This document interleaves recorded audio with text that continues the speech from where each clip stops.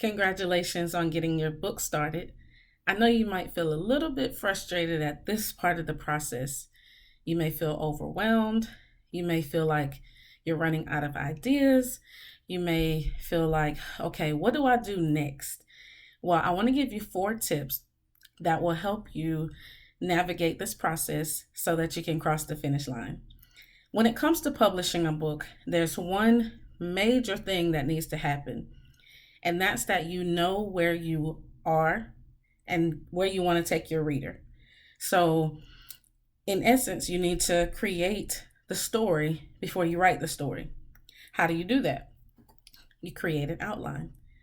Simply write out what you want the book to be about, even if you've already started, because sometimes we get stuck because we don't really know where we were going. We just wanted to hurry up and get started writing the book, which you did.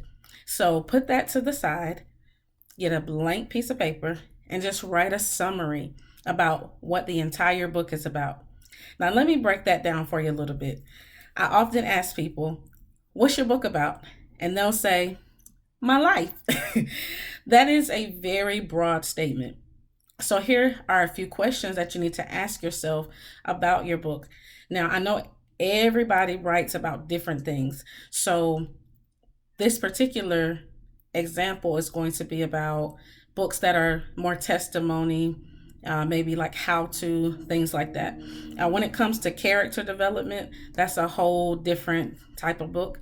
So you may be able to gain something from it though.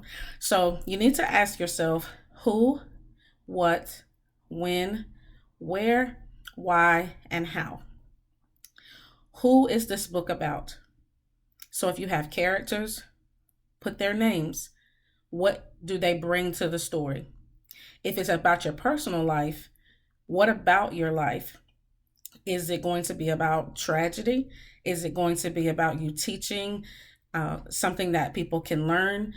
Give some details about the my life part.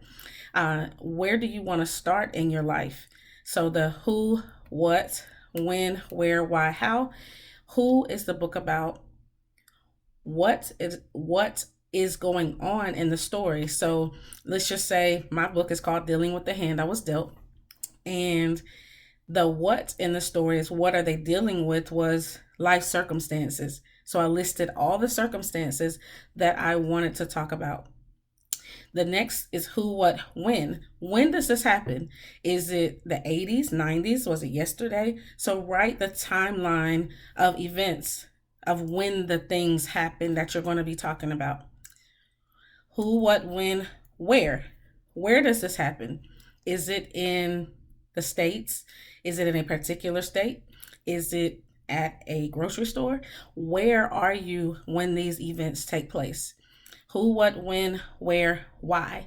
Why are you telling this story? That is very important, especially when it comes to selling. So when it's time for you to sell your book, you want to be able to tell people why you wrote it and why they should buy it.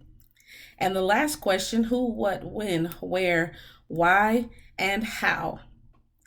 How are you going to bring it all together? How are you going to end it? How are you going to transition each story so that it comes to a close? So you can't just tell your story like, hey, I went through all of these bad things and I made it out.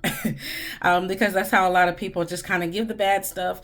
They're like, yeah, I came to the end of it and I'm done. So how do you want to end this? So once you put all of those thoughts on paper, it doesn't have to make sense necessarily. Like it doesn't have to read like a story. Again, the questions are who, what, when, where, why, and how. You're going to translate that information into an outline. So you want to go through your outline and start with chapter 1 and then list maybe through chapter 10. Take those details from your summary and start plugging them into the chapters. So if you know that you want to talk about your childhood, put it in chapter 1 or chapter 2 if you're going to write it in sequential order. So that should help you get unstuck and get your thoughts onto paper. The other suggestion that I want to give you is to get some accountability. Accountability will keep you on track because you'll have someone asking you, hey, did you do what you were supposed to be doing? I'm definitely here for accountability. But if you get a friend, just tell somebody, hey, keep me accountable to write every day or every 2 or 3 days. And speaking of that, another tip, keep a schedule time, just like you schedule your doctor's appointments, just like you schedule nails for women, hair appointments, for guys, barbershop appointments. We keep our appointments that are important to us, right?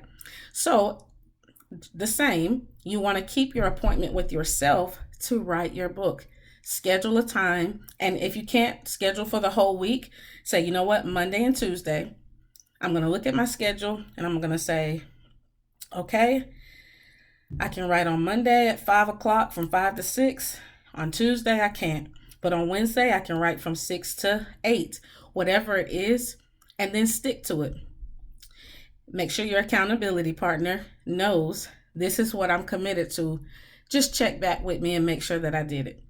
The next thing is when you're all done, and it doesn't have to be perfect, just get those thoughts out, keep your schedule, and then get something called a beta reader.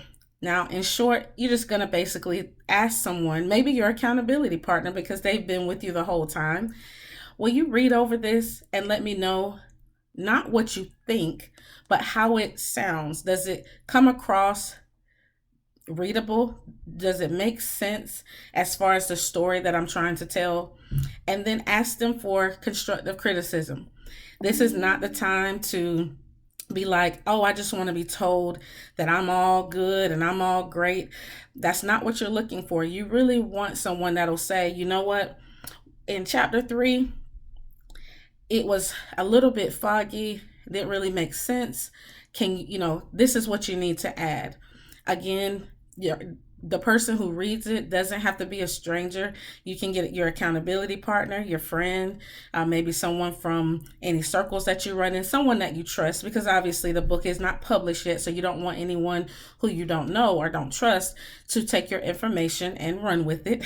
So make sure that your accountability partner is one that you trust, and then 2, your beta reader is someone that you trust.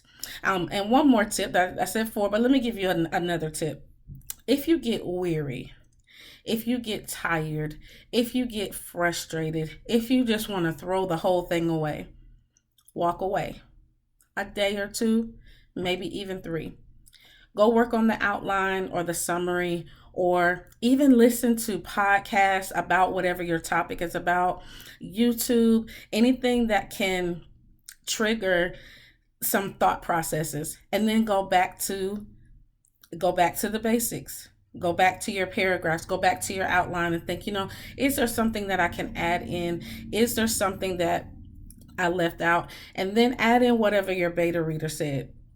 And lastly, be confident that this is your time and this is your season to get on the right track and cross the finish line so that people can hear your story, because your story matters.